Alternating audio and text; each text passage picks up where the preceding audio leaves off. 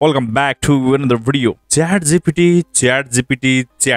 यता पनि ChatGPT, उता पनि ChatGPT, यता पनि ChatGPT. आखिर यो ChatGPT किन यति धेरै फेमस भयो? किन यति छोटो समयमा यो ChatGPT ले यति धेरै मार्केट लिन सक्यो? के गुगललाई यसले विस्थापित गर्छ? के गुगल अब चाहिँ बिस्तारै हराउँछ? के ChatGPT नै हाम्रो फ्युचर हो? ChatGPT ले के तपाई हामीहरूको जागिर खान लागेको छ? आउनुहोस् साथीहरू, आज यस भिडियो अन्तर्गत रहेर कुराकानी गरौँ कि ChatGPT ले के काम गर्छ, ChatGPT यहाँसम्म आउनुको मुख्य कारण के रहेको छ र यो कुरा चाहिँ तपाईले के बुझ्नु पर्छ भन्दाखेरि चाहिँ यदि इन्टरनेटको पहुँच तपाईसँग हुनुहुन्छ, तपाईले ब्राउजिङ गर्न थाल्नुहुन्छ है, त्यसमध्ये पनि धेरै भन्दा धेरै चाहिँ अहिले चाहिँ गुगललाई चाहिँ तपाईको चाहिँ सर्च इन्जिनको रूपले चाहिँ हेर्ने गरिएको छ। तर गुगलको चाहिँ रिप्लेसमा अहिले चाहिँ छिटो छरिद्रो तपाईले जे चाहेको कुरो हो त्यो कुरालाई चाहिँ अहिले ChatGPT ले विस्थापित गरेको छ। आई मिन ChatGPT ले चाहिँ गुगलको चाहिँ त्यो तपाईको लम्बे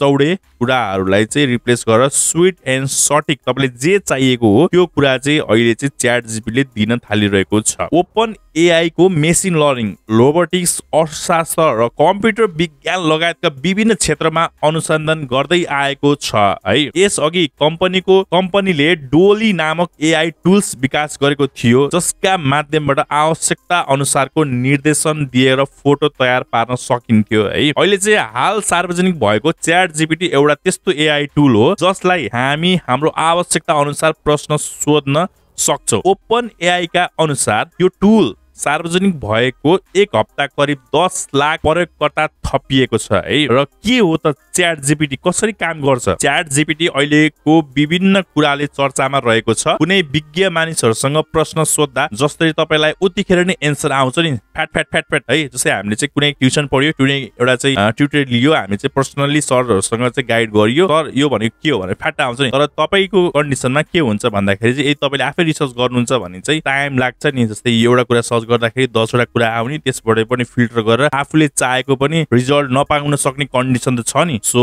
त्यस्तै यो चाहिँ गुगलमा तपाईले कुनै कुरा सर्च गर्नुभयो, साथसाथै त्यसलाई नै तपाईले चाहिँ ChatGPT मा गर्नुभयो भने तपाईले भास्ट डिफरेन्स पाउनुहुन्छ। No any drama, no any clickbait है, सिधै तपाईले रिजल्ट पाउनुहुन्छ। त्यो हिसाबले गर्दाखेरि अहिलेसम्म त तपाईको फ्री अफ कस्ट रहेको छ। अहिलेको आजको दिनसम्म यो चाहिँ धेरै अगाडिदेखि आएको हो। सो र जेनेरेटिभ प्री ट्रेनिङ ट्रान्सफर भाषा मोडल र डेटा प्लेइङ लगायत धेरै प्रभावशाली प्रविधि र उपकरणहरू विकास गरेको छ। AI बोट, OpenAI 5, OpenAI है, जिम्मेवार विकास र प्रयोगका लागि बढावा दिने प्रतिबद्ध छ र यस लक्ष्यका अगाडि बढाउन धेरै पहल साझा स्थापना गरेको छ। र तपाईले चाहिँ छिटो सजिलो पनि गर्न सक्नुहुन्छ है। जस्तै आफ्नो तपाईको माइन्डमा के खोलिरहेको छ, जस्तै मलाई चाहिँ यो भनेको के हो भनेर सिधै तपाईले हान्नु भयो भने तपाईलाई चाहिँ जो स्विट एन्ड सटिक एन्सर जे तपाईले जस्तो चाहेको ढंगले त्यसरी चाहिँ तपाईलाई एन्सर प्रदान हुन्छ। तर यो टुल चाहिँ दुई असम्बन्धित विषयको लागि पनि कसरी जोड्न सक्छ भन्ने कुरा चाहिँ हामी कल्पना पनि गर्न सक्दैनौं। हरेक पटक ओरिजिनल रिप्लाई दिँदा हामीले कोही मानिससँग कुरा गरेको आवाज हुन्छ के। जस्तै हामीले चाहिँ कसैलाई सिधै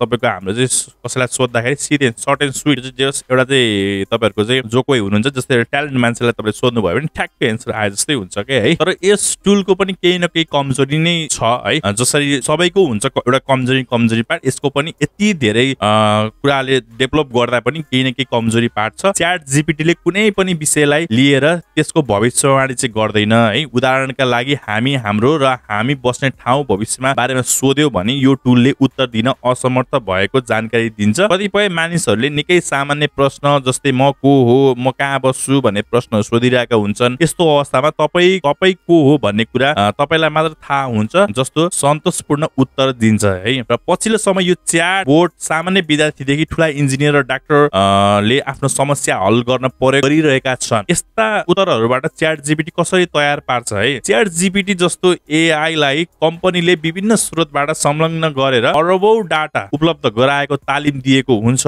विशेष गरी इन्टरनेट र अन्य विविध स्रोतबाट विभिन्न विषयसँग सम्बन्धित डेटा उपलब्ध गराइरहेको हुन्छ। इन्टरनेटमा भएका अधिकांश कुराहरू यस च्याटबोटसँग छन् भन्दा फरक पर्दैन है। र साथीहरु विशेष गरी विभिन्न जानकारीको भण्डार विकिपीडिया जस्तो प्लेटफर्मबाट यो च्याटबोट तालिम लिएको हुन्छ। आवश्यक परेको खण्डमा विभिन्न स्रोतबाट जानकारी निकाल्छ र हामीलाई सोधिएको र राखेको जिज्ञासा उत्तर छ्याट्टै दिन्छ। एकदम स्विट एन्ड सिम्पल, एकदम फास्ट दिन्छ है। च्याट जीपीटी लाई के कुराले चर्चित बनाएको छ त? च्याट जीपीटी मात्र नभई एआई को प्रयोग भएका अन्य विभिन्न टुल्सहरु मानिसको रोजाइमा परेका छन्। अहिले जति पनि यो एआई टुल्सहरु आएको छ, यो च्याट जीपीटी पछि यो धेरै भन्दा धेरै तपाई हामीले चाहिँ देखिरहेको छौं, हामीले युज पनि गरिरहेको छौं। अहिले चाहिँ एआई टुल्स प्रयोग भएका Facebook, Google, YouTube, Twitter, Insta जस्ता प्लेटफर्म हामी दैनिक जसो प्रयोग गरिरहेको हुन्छौँ। च्याट जीपीटीले पनि हाम्रो आवश्यकता अनुसार प्रश्नको उत्तर साथै समस्याको हल उपाय दिने भएको धेरैको रोजाइमा परेको छ। यसअघि ओपन एआईले तयार पारेका विभिन्न टुल्स चर्चित बनेका छन्। सबैभन्दा पहिलो सार्वजनिक गरिएको डल्ली यस्तो टुल्स हो जसका माध्यमबाट हामी आफूलाई आवश्यक परेको फोटो तयार पार्न सक्छौँ। यसैले स्तरीय बनाउन कम्पनीले डल्ली टुल्स सार्वजनिक गरेको थियो। यो टुल पनि फोटो तयार पार्नको लागि प्रयोग हुन्छ। आर्टिफिशियल